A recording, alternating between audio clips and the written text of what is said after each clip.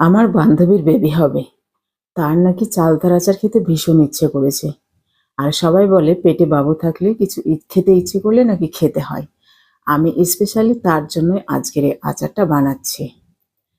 তো আমি নিয়ে নিয়েছি 4টে চালতা এবং এভাবে পাতলা পাতলা করে কেটে ধুয়ে নিলাম। ধুয়ে নিয়ে এটাকে আমি দিয়ে দেবো প্রেসার কুকারে।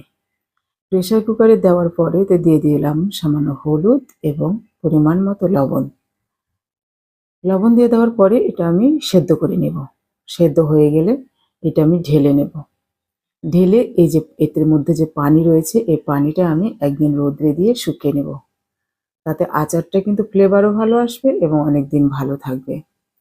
আচার আমার একদিন আমি শুকিয়ে নিয়েছি রোদ্রে। এখন হচ্ছে যে আমি নিয়ে নিলাম 5 ফোড়ন ভেজে নিয়েছি হালকা করে। সাথে নিয়েছি কাঁচা রসুন। রসুনটা কিন্তু বেশ পরিমাণেই নিয়েছি। তারপরে আমি নিয়েছি শুকনা মরিচ ভেজে নিয়েছি। এগুলো আমি একসাথে ব্লেন্ড করে নিব। আচার কিন্তু টক ঝাল মিষ্টি না হলে মজা লাগে না। এজন্যই আমি সবকিছু একটু পরিমাণ মতো দিয়েছি যাতে করে মিশ্রণটা একদম ঠিকঠাক থাকে। তারপরে আমি কড়াইতে দিয়ে দিলাম গুড়। এখানে আমি 4টা চালতার জন্য হাফ কেজি গুড় দিয়েছি। গুড় যখন আমার গড়গড়া করে ফুটে আসবে তখন কিন্তু এর মধ্যে আমি দিয়ে দিলাম আমার আগে থেকেই সেদ্ধ করে রাখা চালতাগুলো। চালতাগুলো একদম গুড়ের সাথে মিশিয়ে নিব।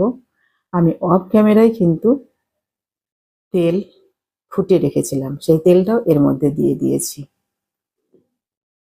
আর সাথে দিলাম আমার প্রস্তুত করে রাখা মশলাটা।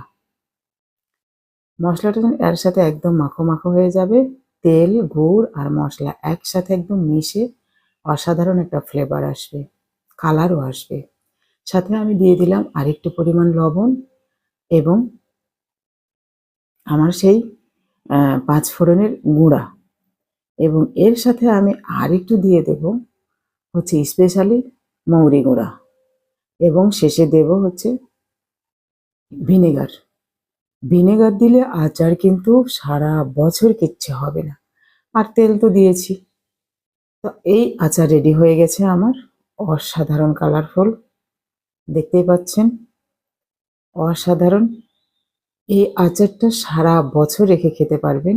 এইভাবে কাচের বয়মে সংরক্ষণ করতে হবে।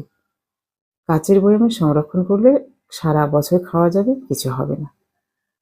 এতক্ষণ সাথে থাকার জন্য অসংখ্য ধন্যবাদ সবাইকে।